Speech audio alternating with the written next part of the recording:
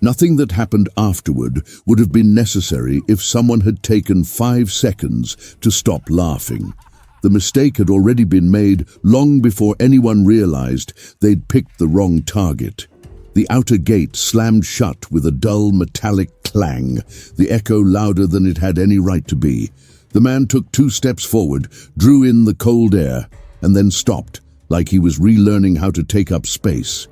His name was Evan Mercer, though no one out there had any reason to know that yet.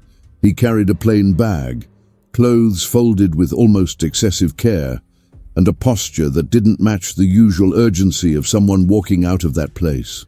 In the first few days, Evan didn't go far. He rented a cheap room above a laundromat. Thin walls, a constant smell of soap and steam. The neighborhood ran on its own rhythm, trucks too early, sirens too late.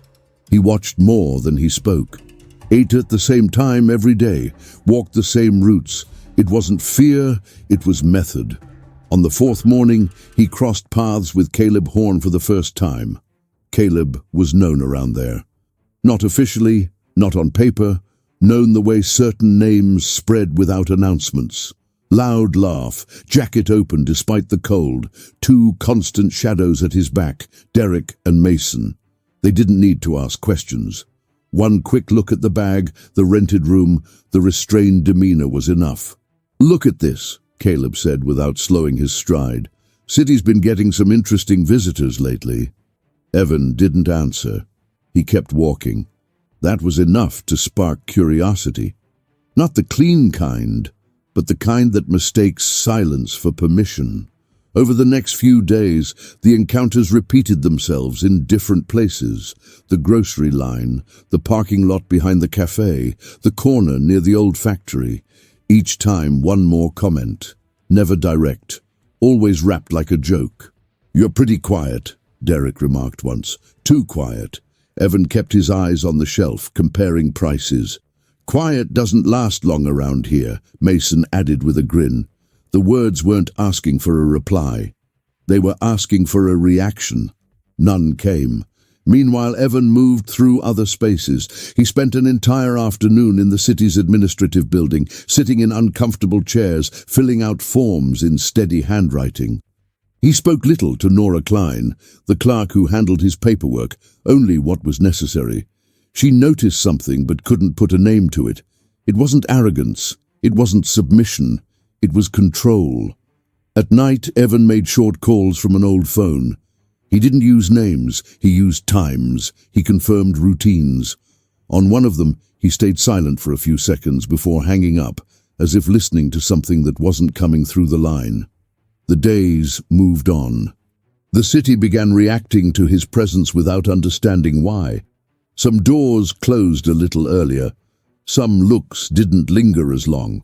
Others, though, saw opportunity. Caleb was one of them. The encounter in the yard behind the bar wasn't planned. It just happened. Music too low, flickering lights, the smell of oil in the air. Caleb stepped too close. "You still haven't learned how things work around here," he said, this time without a smile. Evan looked up for the first time. There was no challenge in his eyes, just attention. "I'm learning," he said. That answer irritated more than silence ever could. Caleb laughed loudly, drawing eyes from nearby. Laughter was a way to claim territory. "Learning comes at a cost," he said. "Sometimes a high one." Evan nodded once. He didn't step back. He didn't step forward. That same week, a minor scuffle broke out elsewhere in the city. Nothing that made the news. But someone ended up in the local infirmary, and Evan's name appeared on a report only as a witness. Later, the doctor, Dr. Lewis, remarked that the man seemed more focused on the surroundings than on the injured person. He was watching everything, he said, like he was counting. Caleb heard the story secondhand. He laughed again, took it as confirmation of what he already believed, just another newcomer trying to look bigger than he was. The decision to tighten the pressure came without discussion. The mistake, however, wasn't the decision itself. It was the quiet assumption underneath it. That night, Evan returned to his room and set the bag on the floor. He pulled out a thin notebook. its edges worn, opened it to a marked page, wrote a short note, closed it. Time kept moving. And with it came the certainty that someone was about to mistake calm for weakness. The kind of mistake that turns a prison story into a biggest mistake, when the underestimated stops being invisible and the psychological tension finally meets its unexpected twist.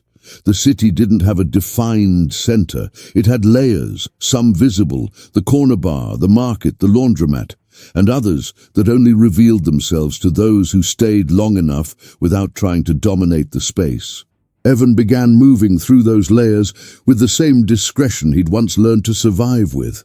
He didn't ask questions. He observed.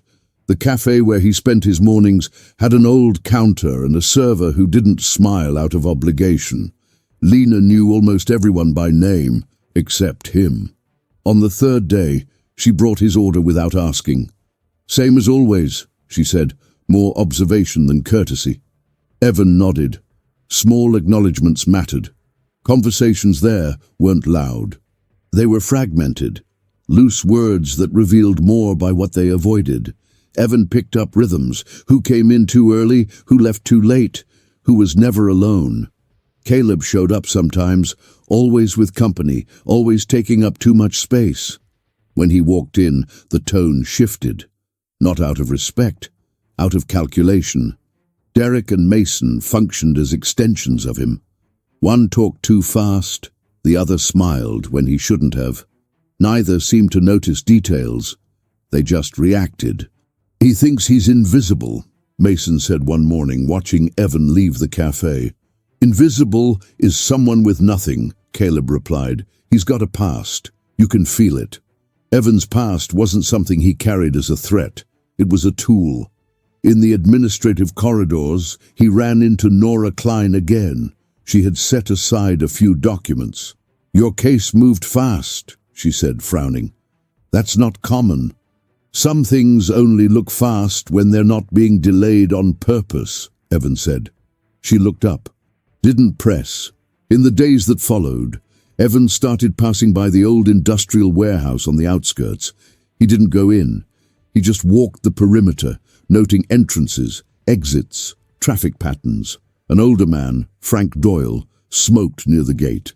"Lost?" Frank asked. "Just checking it's still standing," Evan said. Frank let out a short laugh. "Plenty of things stay standing long after they should have fallen." The exchange didn't create friendship. It created quiet recognition. Frank began nodding to him from a distance. Meanwhile, Caleb widened the scope of the provocation, not directly at Evan, but around him. Scattered comments, exaggerated stories. He built a simple narrative. Newcomer, ex-con, too quiet, a safe target. "This city likes examples," he said one night at the bar, "reminds people where they belong." No one disagreed out loud. Evan, for his part, began changing his routes. He visited the municipal library and spent hours reading old newspapers. He wrote down names that kept reappearing, companies that changed hands, cases that were never closed. Time was moving in weeks now, and each new space subtly shifted the dynamics around him. One afternoon he was at the infirmary, accompanying someone he barely knew. Dr. Lewis noticed that same attentive gaze again. "You don't react like most people," he said. "Reacting gets tiring," Evan replied.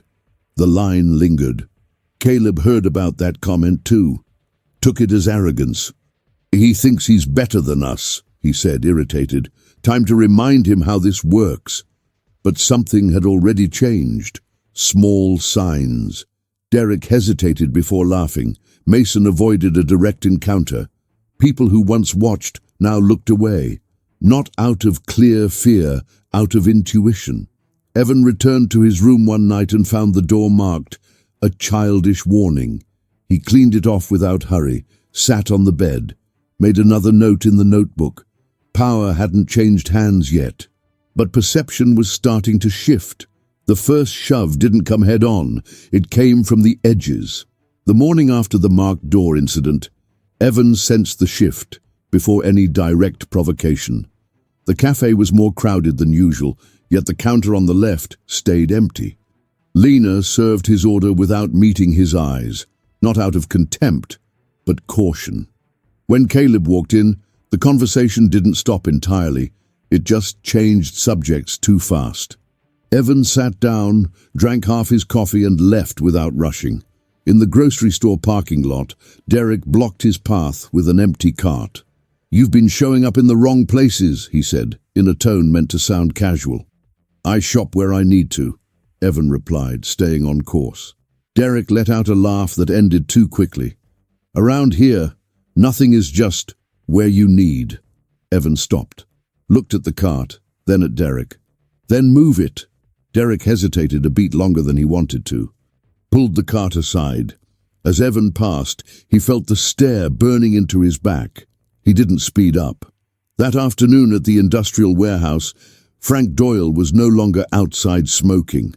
2 new cars occupied spaces that used to sit empty. Evan walked the perimeter like he always did, but this time someone watched from inside. No one approached him. Just a door slammed hard enough to be heard. That night, the bar was packed. Caleb took the central table. He didn't call Evan over. He spoke loudly enough for him to hear. "Some people think silence is a shield," he said, raising his glass. "But around here, silence is an invitation." A few laughs came late. Others didn't come at all. Evan stayed near the wall, speaking little with a man he'd just met, Tom Reyes. Tom listened more than he talked. He watched the room with an attentive, almost technical focus. "You don't look surprised," Tom said, not looking directly at him. "About what?" "About what's taking shape." Evan took a sip of water. Surprise usually shows up when someone isn't prepared. Across the room, Caleb noticed the exchange. The smile vanished quickly. He stood and walked over, ignoring Tom. "Feels like we're overdue for a conversation," Caleb said. "I don't think so," Evan replied. The silence around them thickened. Caleb tilted his head, assessing.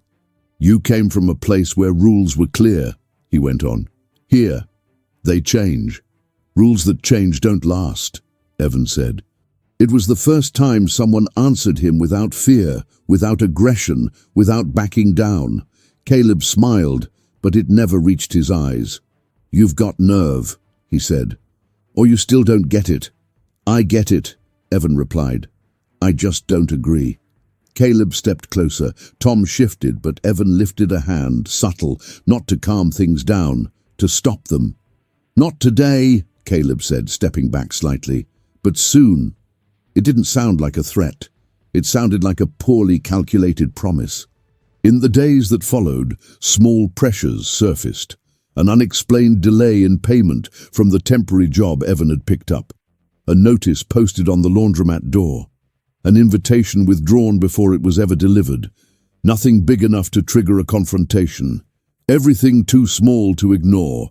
Evan began to respond, not with direct opposition, but with adjustments. He changed his schedule, started showing up where he wasn't expected, talked to people Caleb overlooked, visited the infirmary at an unusual hour. Dr. Lewis noticed. "They're testing you," he said. "They're measuring," Evan replied. "And you?" "I'm confirming." On a rainy night, Mason showed up alone near the laundromat. "Caleb's pushing too far," he said quickly. "He doesn't like it when someone won't bend." "I didn't ask him to like me," Evan said. Mason swallowed hard. "You should leave." "No," Evan said. "Not now." Mason walked away without looking back. The conflict was no longer just between men. It was between different readings of the same environment. One believed control came from noise, the other from time. When Caleb finally decided to act more openly, he thought he was still setting the pace. He didn't realize the pace had already changed. The city slipped into a strange phase, hard to define for anyone who didn't live inside it every day. There was no open confrontation, no quiet declarations of war. What existed instead was an accumulation of small distortions, like something slightly out of place, with no one able to point to exactly what it was. Evan began splitting his time between spaces that had never overlapped before. In the mornings, he showed up too early at the administrative building. Nora Klein noticed when he started asking questions that weren't on any form. "You don't need this for your file," she said, sliding a folder back across the desk. "I know," Evan replied. "I need it to understand who signs afterward." She paused. "Some signatures don't appear," she said finally. "The most important ones almost never do," he answered. Nora didn't reply, but that same day she left an extra document on the desk when she went out to lunch. Meanwhile, Tom Reyes began appearing more often, not as a declared ally, but as a steady presence. Sometimes he sat too close, other times he watched from a distance. He never asked direct questions, just pointed out details. "People are getting the timing wrong," he said one afternoon at the cafe. "They're rushing when they should be waiting." "People who rush usually trip," Evan replied. Tom nodded, as if that response confirmed something he'd suspected for a long time. On the other side of the city, Caleb felt the pressure of maintaining his image. The lack of direct reaction bothered him more than an open challenge ever would. He started demanding explicit loyalty, something he'd never needed before. "I want to know who's with me," he said, slamming his glass on the bar, "and who's pretending." Some answered too quickly, others looked away. Derek was one of the ones who responded without thinking. "We've always been with you." Caleb smiled, but it was a tight smile. Always is a dangerous word. Mason, meanwhile, began to fade. He changed his schedule, avoided meetings, stopped laughing. One night, he ran into Evan by chance near the old factory. "This isn't going to end well," he said almost in a whisper. "For whom?" Evan asked. Mason didn't answer, he just walked away. At the same time, small stories started circulating.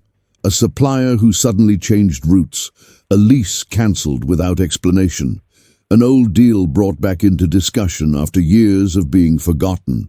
None of it seemed connected to Evan, at least not directly, but all of it altered the space where Caleb had once operated with ease. Frank Doyle reappeared at the industrial warehouse, this time with company. When he saw Evan pass by, he gave a brief nod. "People are asking too many questions," he said. "Questions are easy," Evan replied. "Hard part is hearing the right answer." Frank laughed, though there was caution in it.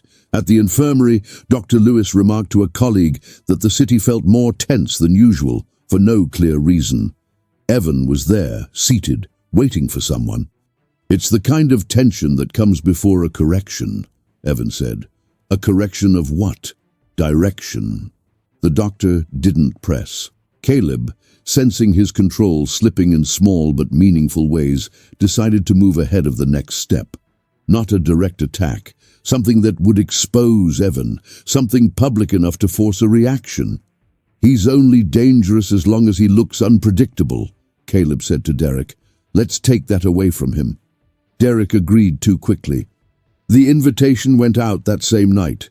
An informal meeting, framed as a minor settling of accounts, almost procedural. Nothing that sounded final, nothing that looked like a trap. Evan heard about it through 3 different channels. At different times, people who had never spoken to him before made a point of mentioning it. He listened to all of them. He confirmed nothing. Tom Reyes showed up at the room above the laundromat without warning. "They think they're summoning you," he said. "But they're the ones putting themselves out in the open." Evan closed the door carefully. "So that's it." "That's it," Tom said. "Hard to pretend you didn't see it now." Evan took out the notebook, flipped through a few pages, stopped on an old entry, then closed it again. "Some things only work when someone pushes too far," he said. Tom watched in silence. The complexity was no longer just in the visible relationships. It was in the choices each person made once they realized or chose to ignore that the environment no longer followed the same rules as before. The meeting didn't happen at the announced location. That was the first floor Evan spotted. The message described a simple adjustment, almost administrative, in the back of an abandoned warehouse near the rail line. "Neutral ground," they said. When Evan arrived, he found the gate half open and fresh tire marks where there shouldn't have been any. He didn't go in. Instead, he walked to the end of the block and waited beneath the broken awning of a closed auto shop. 10 minutes passed, then 15. That was enough. Across town, Caleb was already irritated. The delay undercut the story he'd built. This was supposed to be quick, controlled, predictable. When his phone buzzed with the wrong confirmation, "He's not here," Caleb realized something had slipped off script. "Wait," he said flatly. "No one moves." But people were already moving. Derek paced. Mason hadn't shown. 2 important names had suddenly forgotten the meeting. The distant rumble of a train sounded louder than it should have. Evan watched from afar, unseen. He didn't need to be inside to know what was happening. He recognized that kind of tension when someone realizes the audience is bigger than expected but can't tell where it begins.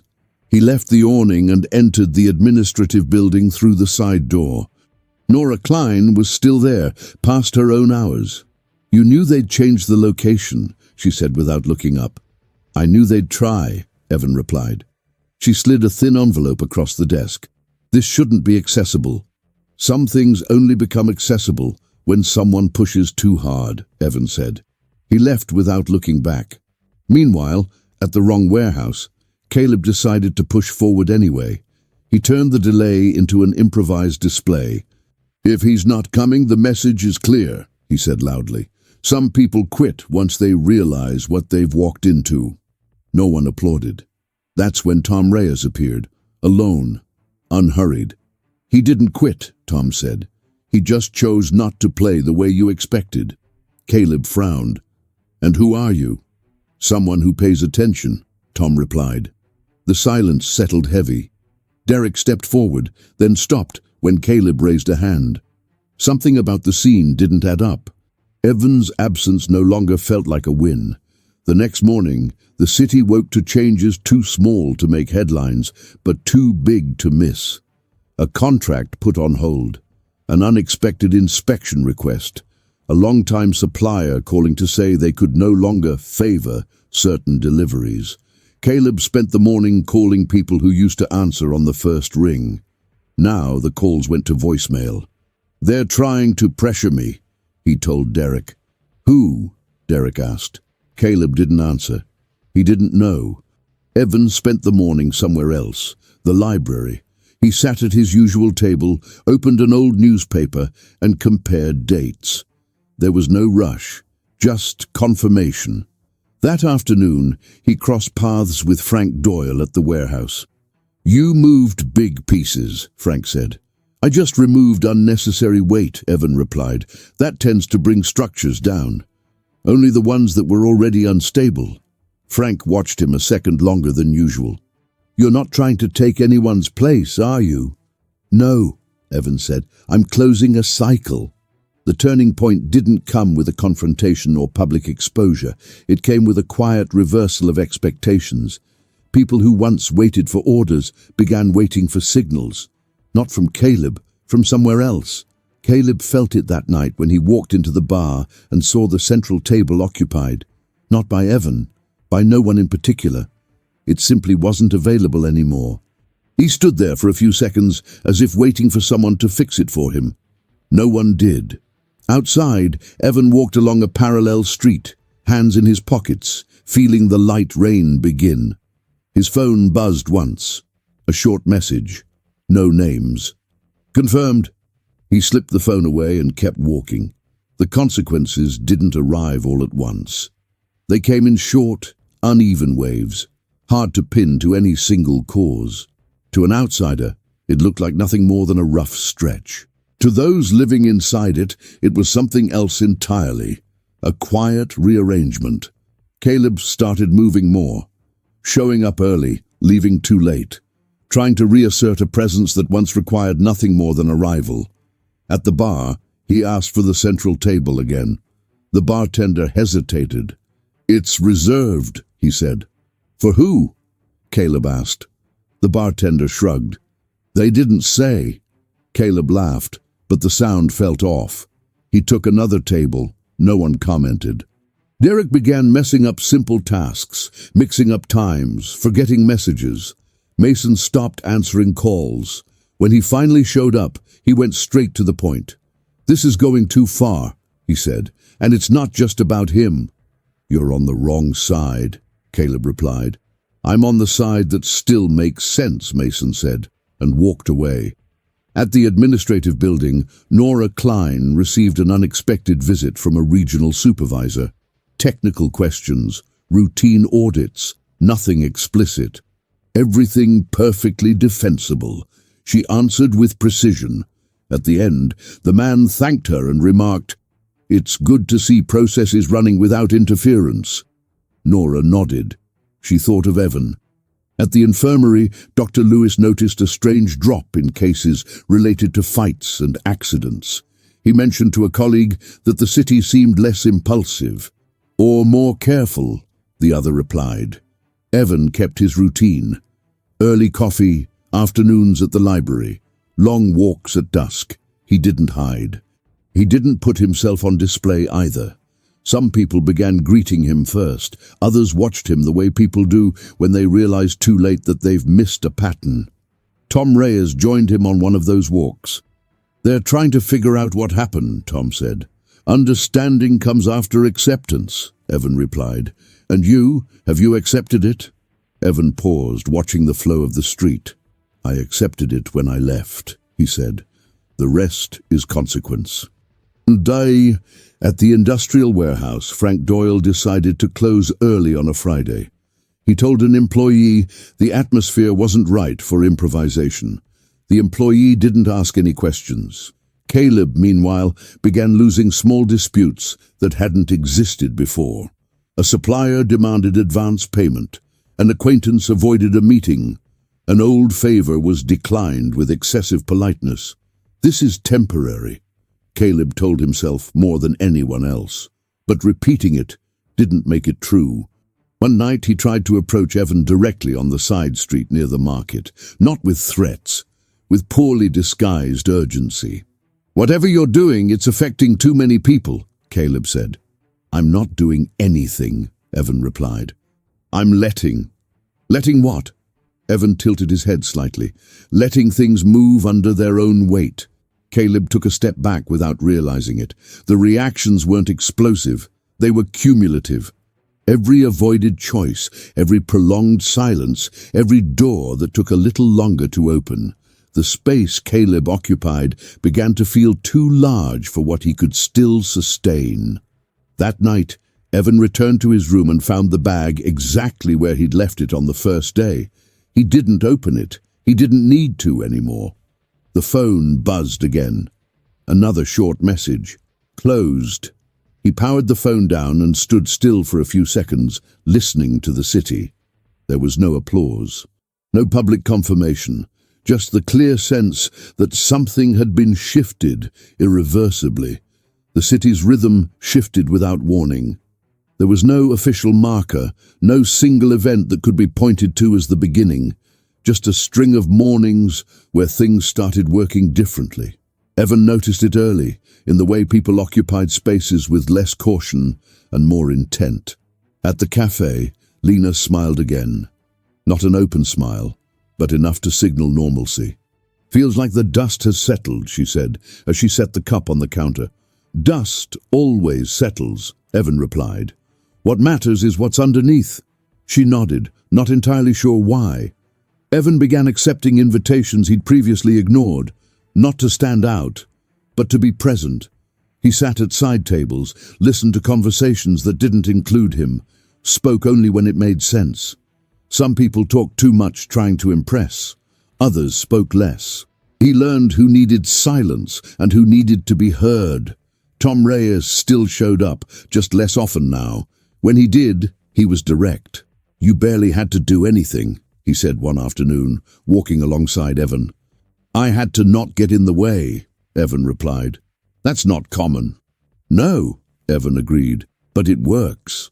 At the administrative building, Nora Klein wrapped up processes that had been stalled for years. When Evan came in to sign one final document, she said, "You made things easier that weren't simple." "I just didn't make them harder," he replied. She watched him leave with the uneasy feeling that she'd been part of something larger than she fully understood. Caleb was seen less and less. When he did appear, he didn't draw attention. He spoke quietly, avoided conflict. He tried to hold on to a few old connections, but the responses were polite and distant. There was no sudden collapse, just erosion. Derek ran into Evan once by chance near the market. "Did you win?" he asked, almost challengingly. Evan stopped. This wasn't a competition.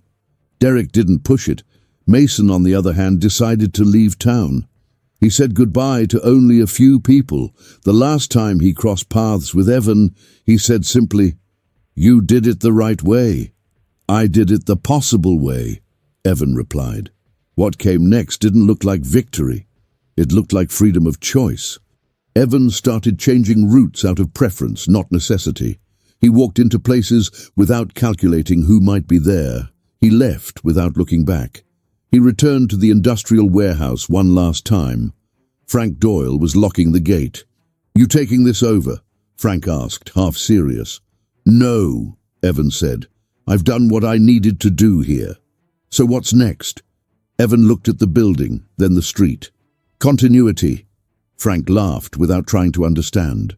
That night, Evan sat in the room above the laundromat and finally opened the bag.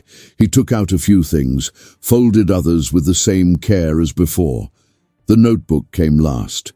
He flipped through a few pages, then tore one out and ripped it into small pieces, dropping them into the trash. The phone didn't buzz. No confirmation was needed. The city moved on. People adjusted routines. Some mistakes wouldn't be repeated. Others maybe. But the room for insistence had narrowed. The next day, Evan left the room and closed the door without knowing if he'd return. He walked to the bus station and bought a one-way ticket. It wasn't escape. It was motion. As the bus pulled away, he watched through the window the places he'd passed through over the last few weeks. He felt no weight, no exaggerated relief, just clarity. For him, overcoming didn't mean proving anything to anyone. It meant no longer needing to be underestimated in order to act. Growth lived right there, in the ability to choose the next step without having to correct anyone else's mistake. Evan's departure didn't produce the immediate effect some people expected. There was no collective relief, no sense of closure. If anything, the opposite happened. His absence created a strange vacuum, as if the environment had grown used to a quiet axis and now had to replace it with something far less stable. Caleb was the first to feel it. Not because he was perceptive, but because he had to be. Without Evan around, the noise came back. Crossed conversations, laughter at the wrong moments, small disputes escalating too quickly. He tried to reclaim the space, only to realize the space no longer responded the same way. At the bar, the central table was still occupied by strangers who didn't ask permission. Caleb stood there for a few seconds, weighing whether to say something. He didn't. He ordered a drink and sat in the corner. The bartender wrote it down without looking up. "He's not here anymore," Derek muttered, trying to sound confident. Caleb didn't answer. He knew Evan's presence hadn't been the real issue. It was what had been set in motion during those weeks. Meanwhile, Evan was moving along a different route. The bus stopped in 2 smaller towns before reaching its final destination. He got off at the second one. He wasn't in a hurry. He walked to a modest hotel near the highway, checked in under a common name, and went up to his room. He opened the window and watched the steady flow of cars. Short messages began arriving on his phone. Not requests, updates, names he recognized, situations that confirmed something was unfolding. He replied to only one. Continue. Back in the city, decisions started happening ahead of schedule. People who once waited for instructions began acting on their own, some wisely, others impulsively. An old agreement was questioned publicly. A favor was refused out loud. A strategic silence was broken too early. Caleb felt the pressure turn against him when a scheduled meeting never happened. No one showed up. The phone didn't ring. For the first time, he realized he was reacting to events instead of shaping them. "This is getting out of control," he said to Derek. "Maybe he'll come back," Derek offered. Caleb closed his eyes for a moment. He doesn't need to. The preparation wasn't visible. It was cumulative, a series of independent decisions beginning to converge, not through explicit coordination, but through a delayed reading of a changed environment. In the hotel room, Evan opened the notebook again. He'd left some pages untouched on purpose. He reviewed schedules, cross-checked information, crossed out 2 names. There was no emotion in it, just precision. That night, Tom Reyes called. His voice was low. "They're trying to reorganize too fast." "That usually creates mistakes," Evan said. "Want me to hold things back?" "No," Evan replied. "Let it run. It's going to be public. Better." The climax wasn't announcing itself as physical confrontation. It was taking shape as inevitable exposure. People were starting to talk more than they should. Others were falling silent, too late. The environment was ripe for an event no one could stop, only anticipate. Caleb walked alone to the industrial warehouse in the early hours of the morning. The lights were off. The space felt smaller than it used to. He took a deep breath, as if preparing for a conversation that was never going to happen. Across the road, Evan watched the rain fall on asphalt, lit by passing headlights. The phone buzzed one last time that night. "It's ready." Evan shut the phone off and sat on the bed. There was no doubt, only the certainty that the next move wouldn't require physical presence, just the right moment. The notice ran on a day too ordinary to draw attention. Buried between service ads and generic announcements, a small block of text reported the opening of administrative reviews into old contracts. No highlighted names, no direct accusations, just dates, departments and protocol numbers. Caleb read it without expression, folded the paper, opened it again, read it twice. He picked up the phone. The first call didn't go through. The second went to voicemail. The third rang until it dropped. When someone finally answered, they hung up before he could say a word. At the bar, everything looked the same, but it wasn't. Conversations continued. They just didn't shift when he walked in. No one stepped away. No one moved closer. The central table was taken by a group he didn't recognize. They laughed too loudly, like people who didn't need to measure the space they occupied. Caleb stood still for a moment, weighing whether to say something. He didn't. He sat in the corner. Derek arrived shortly after, the newspaper folded under his arm. "This thing," he started. Caleb raised a hand. "It's nothing." But the nothing came back that afternoon, in formal emails, in requests for documentation, in visits framed with words like routine and verification. At the industrial warehouse, the mood shifted fast. Frank Doyle didn't bother hiding it. "They're pulling old threads," he said. "And when that happens, you don't get to choose what comes with them." Some people started leaving early. Others talked too much, explaining things no one had asked about. A long-time supplier called to say they'd need to revisit timelines. One agreement was suspended until further notice. Caleb called an improvised meeting that night. Fewer people showed up than he'd expected. He talked for 10 uninterrupted minutes, explained, justified, promised everything would be resolved. When he finished, no one commented, not out of agreement, out of quiet decision. "You're overreacting," he said, trying to close it.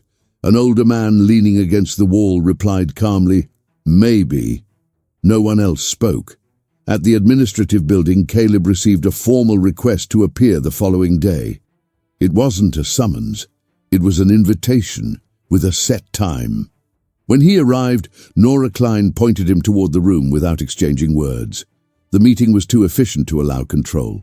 Specific questions, exact dates, documents he no longer remembered signing. "This is how it's always worked," he said at one point, exhausted. "It worked while no one was checking," someone replied without irony. When he left, The hallway felt longer than it should have. People passed by as if he were part of the furniture. No comments, no lingering looks. That night, Caleb went back to the bar, ordered a drink, drank it slowly. When he finished, he set the glass on the counter and stood there for a few seconds without a clear purpose. Outside, Derek was waiting. "It was him, wasn't it?" he asked. Caleb took a moment before answering. "Doesn't matter," he said finally. "It's already done." Derek didn't press. In another city, Evan received short messages throughout the night. No questions, no celebration, just confirmations. He read them all, replied to none of them.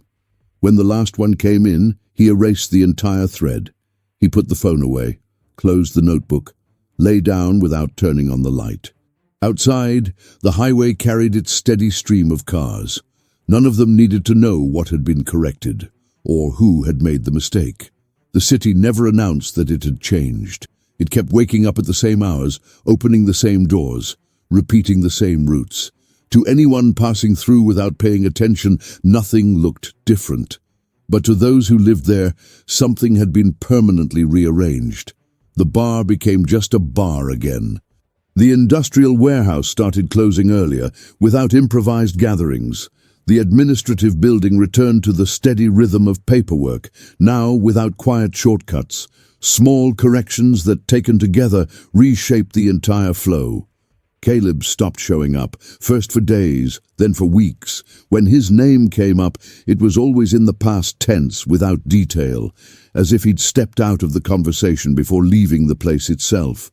There was no public fall, no story to tell. Just absence. Derek stayed, but changed. He spoke less, listened more, avoided quick decisions. He learned too late that presence without reading the room carries a high cost. Mason never came back. Nora Klein kept working behind the same counter. She filed old cases, opened new ones. When people asked about recent changes, she answered neutrally, "Things are working." And that was true. Frank Doyle sold the warehouse months later. He told a buyer the place had served its purpose. He didn't explain which one. The buyer didn't ask. Tom Reyes took a different path as well. Before leaving, he met Evan one last time at a cafe outside the city. "You could have stayed," Tom said. "Staying wasn't the point," Evan replied. "Then what was?" Evan paused before answering. "Ending it the right way." They didn't exchange promises, they just shook hands. Evan kept moving. Temporary jobs, mid-sized towns, simple routines. He wasn't looking for recognition or repetition. What he'd learned worked anywhere. Observe before occupying, understand before reacting, choose timing so force never becomes necessary. Sometimes, someone underestimated him. He noticed quickly. He didn't correct it. Not always necessary. That city remained behind him like a chapter closed, without a public epilogue. For those who laughed too soon, there was only silence. For those who watched, there remained the unspoken lesson that some mistakes don't make noise when they happen, only when it's already too late. Evan never went back. He didn't need to. Some presences fulfill their purpose exactly like that. They arrive, reorganize the space, and leave before anyone realizes who they were really dealing with. Months later, the name Evan Mercer rarely came up, and when it did, it carried no adjectives, no exaggerated stories, no belated curiosity. It appeared simply as a reference to a period when the city quietly realigned its own axis. The bar kept opening at the same hour, the administrative building maintained its pace. The streets continued welcoming new faces, some of them a little too confident. No one directly connected the events. They didn't need to.